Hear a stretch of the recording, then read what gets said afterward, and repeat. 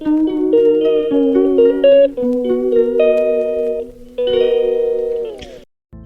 Morning বন্ধুরা, SR ব্লগে সবাইকে স্বাগত জানিয়ে আজকের ব্লগটা শুরু করছি। আজকে চা দিয়েই দিনটা শুরু করলাম। আর দেখো, পাশের বাড়িতে কাকিমাদের বাড়িতে একটা সুন্দর ফুল ফুটেছিল, সেইটা নিয়ে এসে জল দিয়ে রেখেছি। এই ফুলটা প্রায় গাছেই বলছিলেন যে 15 দিন মতন থাকে।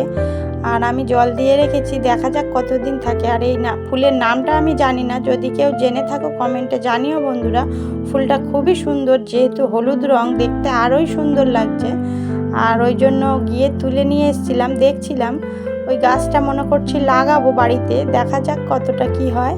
খুবই ভালো লাগলো ফুলটা দেখে। আর দেখো, আমি এখন ঘরের সমস্ত কাজকর্ম কমপ্লিট করে ফেলেছি। ঘর ঝাড়ু দেয়া, ঘর মোছা, বিছানা টিছানা সমস্ত কমপ্লিট করে স্নান সেরে পুজোটাও দেয়া হয়ে গেছে। আর রান্নার জোগাড়টা এখনও হয়নি, দেখি রান্নার জোগাড়টা করে নিচ্ছে। আর দেখো বন্ধুরা, এই যে বাজার থেকে মাছ নিয়ে আসা হয়ে গেছে। মাছটা ধুয়ে টুয়ে রেডি করে নিয়েছি। কুমড়ো আলু দিয়ে মাছটা ঝোল করব, আর কচু শাক করব। অনেকটাই দেখলে পেঁয়াজ রসুন অনেকটাই কেটে রেখেছি। আর আমের চাটনি করব, আর একটু কচু শাক হবে। কচু শাকের জন্য পেঁয়াজ রসুন কেটে রেখেছি। আর এই যে নিম ফুল অল্প একটু ছিল, মনে করছি নিম ফুলটাও ভেজে নিই। তাহলে এই পর্যন্তই। কচু শাকটাও সিদ্ধ করে নামিয়ে রেখেছি। সমস্ত রান্না বসে গেছে, এখন ঝপঝপ করে রান্না করে নিয়ে আমি বেরোবো। একটু সব দিনের মতন যেরকম বেরোই ট্রেনিংয়ের উদ্দেশ্যে, সেই জন্য বেরোবো। আর দেখা যাক এখন কতটা কি রান্না কমপ্লিট করতে পারি। আর এই যে কচু শাকটা দেখো আমার প্রায় হয়ে এসেছে। মাছের মাথা ছিল দুই টুকরো মাথা ছিল, সেই 2 টুকরো মাথাও কচু শাকের মধ্যে দিয়ে দিয়েছি। মাথা এমনিতে কেউ ভালো খায় না, মনে করছি কচু শাকে দিলেই ভালোই হবে। এমনিতে চিংড়ি মাছ টাছ দেওয়া হচ্ছে না। আর এই যে কুমড়ো দিয়ে মাছের ঝোল। আর দেখো বন্ধুরা, আমার তরকারির ফাইনাল লুক।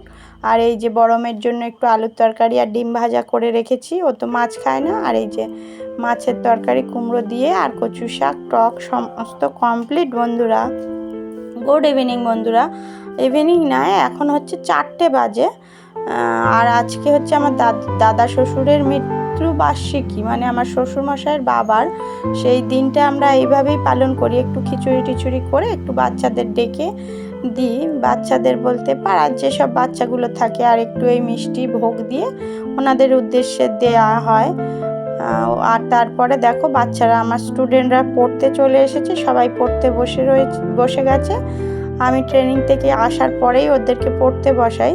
প্রায় 5টার দিকে আসে ওরা সবাই এখন বসেছে পড়তে। পড়ার শেষে ওদেরকেও একটু ওই খিচুড়ি দেব। আর এখন তাহলে বন্ধুরা, ভিডিওটি এই পর্যন্তই। ভিডিওটি যদি ভালো লেগে থাকে লাইক কমেন্ট শেয়ার করবেন, সাবস্ক্রাইব করবেন, আমার পাশে থাকবেন। দেখা হচ্ছে নতুন একটা ভিডিওর সঙ্গে, ততক্ষণের জন্য টাটা বন্ধুরা। আর দেখো, এখানে বাচ্চা পুচকে একটা সবে লিখতে শিখেছে। ওর হাতের লেখাটা এখনও অতটাও ভালো না, কিন্তু লিখতে পারে।